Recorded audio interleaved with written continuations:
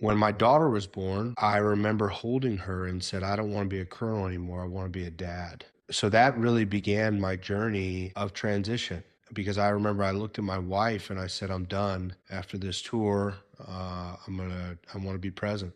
Hey, Spencer, 48 hours, get ready to deploy. That was no longer attractive to me. I had a getting out moment because of my why behind being a dad.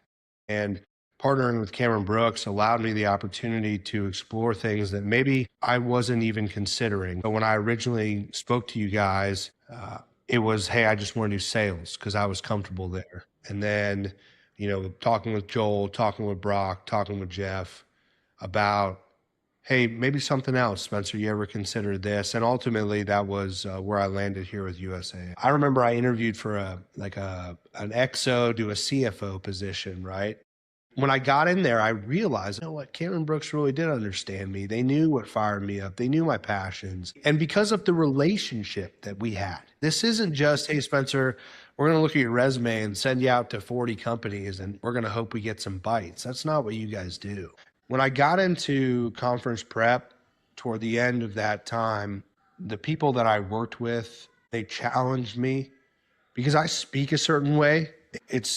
They helped me really define my style. And I remember I was so afraid going into those interviews. I'll never forget. I'm all, in my suit and tie for the first interview on that Monday morning. And boom, the thing opens up and there's 4 people sitting there staring at me on the screen. And I was like, man, I'm so happy I did this prep. There's no place in America that I know of that is going to afford you the opportunity to interview with 12 companies with the hiring manager in a 2-day time frame. And if you know of one, then go ahead and go do that. But that's Cameron Brooks. So there you go. Now you do know. The relationships cannot be replicated that I have built within the company of Cameron Brooks and the partnership.